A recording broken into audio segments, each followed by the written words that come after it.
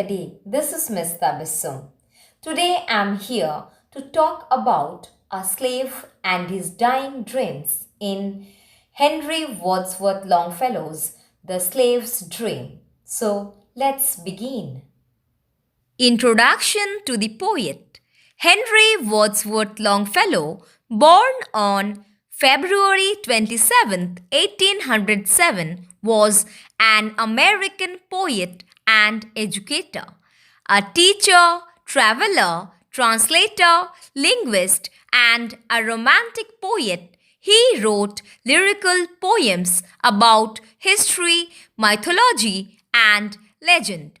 His notable works include Hyperion, a romance, The Spanish Student, which is a play in 3 acts, Evangeline, The Golden Legend is an epic poem, The Song of Hiawatha, The Arrow and the Song, Voices of the Night is his first major poetry collections, The Seaside and the Fireside, Tales of a Wayside Inn, Birds of Passage, and The Mask of Pandora. He studied at Bowdoin College and became a professor at Bowdoin and later at Harvard College after spending time in Europe. He passed away on March 24, 1882. Slavery, a blemish on humanity. In the early 1600s, the first Africans were taken to America as servants.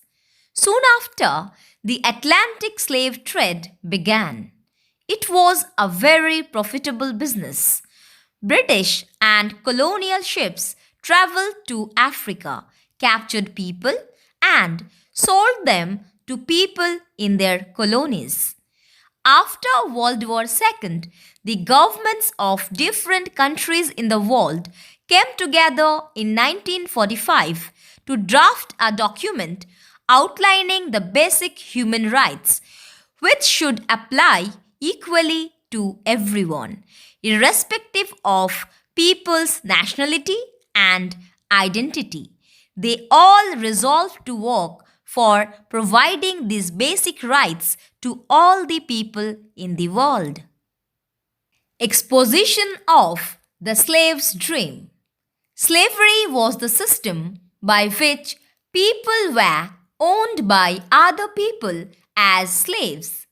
A slave was considered the property of his or her owner and had to work long hours for that person for free.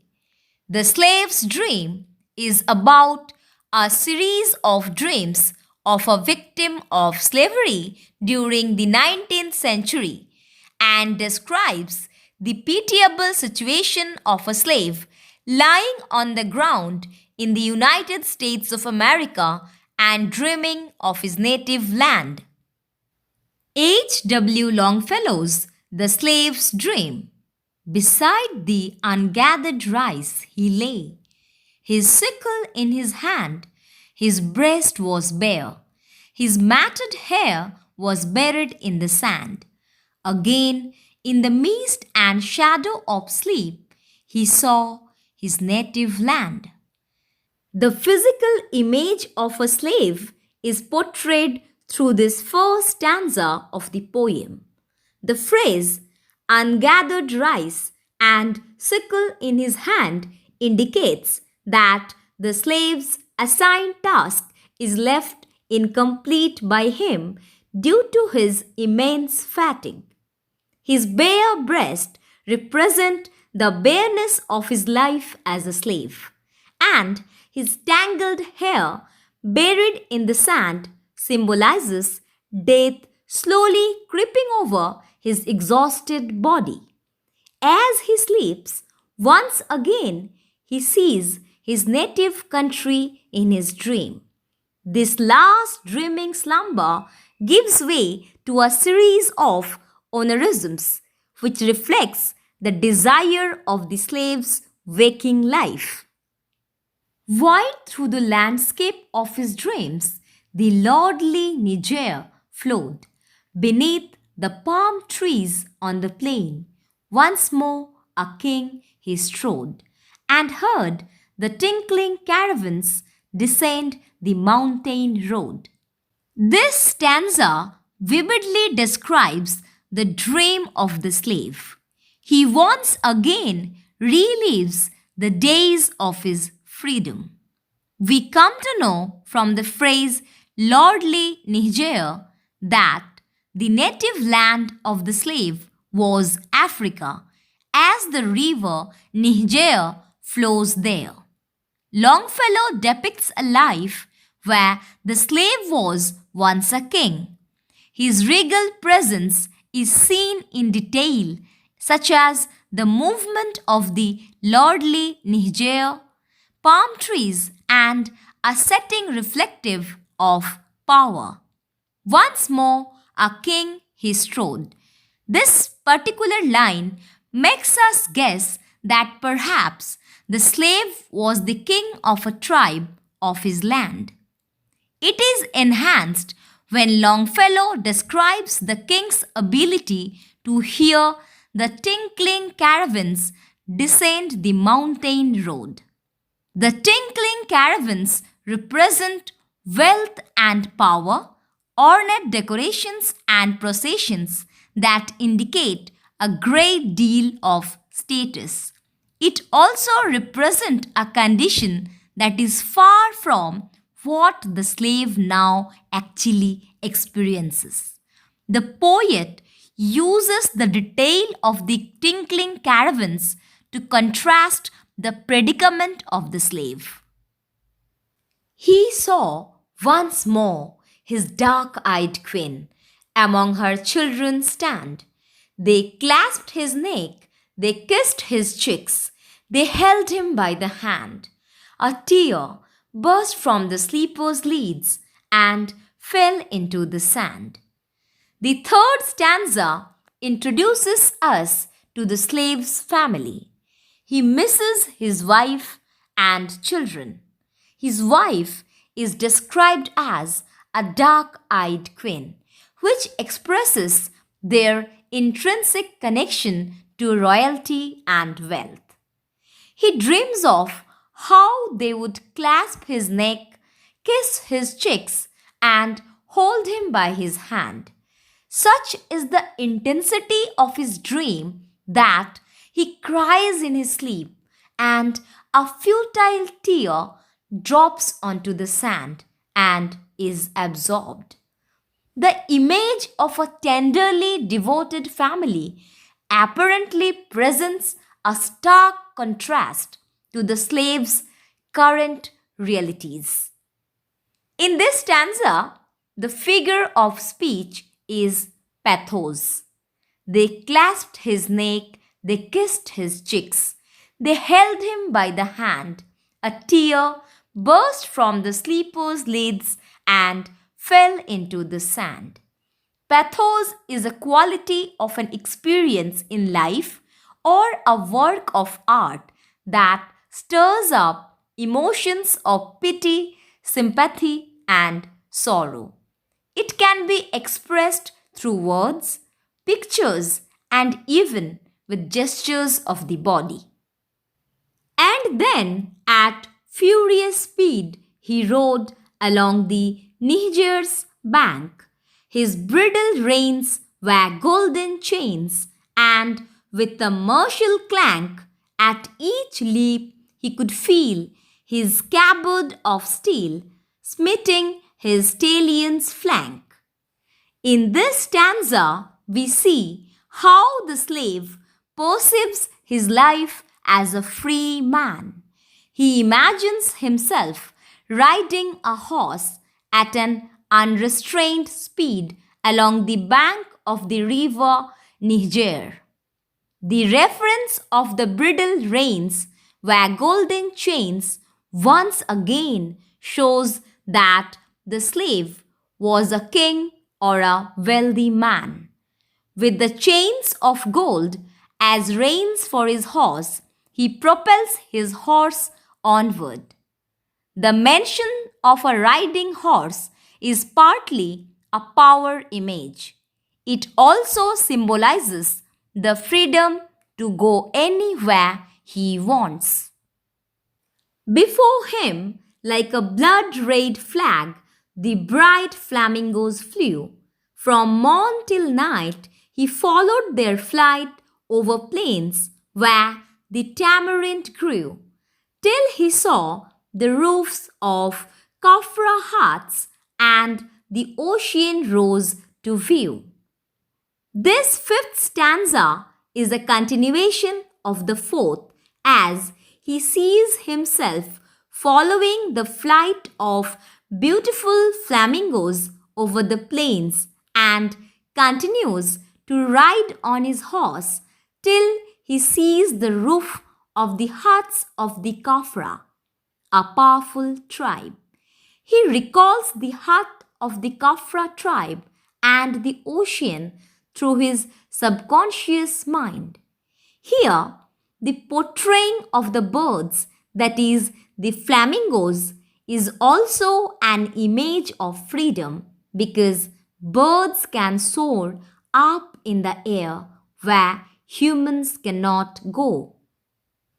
At night, he heard the lion roar and the hyena scream and the river horse as he crushed the reeds beside some hidden stream, and it passed like a glorious roll of drums through the triumph of his dream.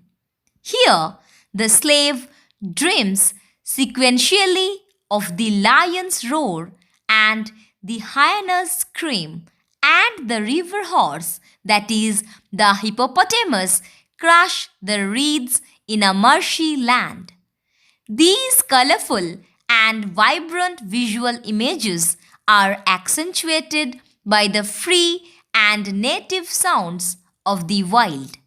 The animals, including the lion, the hyena, and the river horse, march triumphantly through the slave's dream, breaking the infinite silence. This dream of crushing of the reeds and listening to the river horse making a sound like drums as it passes beside the stream is triumphant as it successfully gives the slave a sense of freedom and happiness. At night, he heard the lion roar and the hyena scream, and the river horse as he crushed the reeds beside some hidden stream. This is called imagery.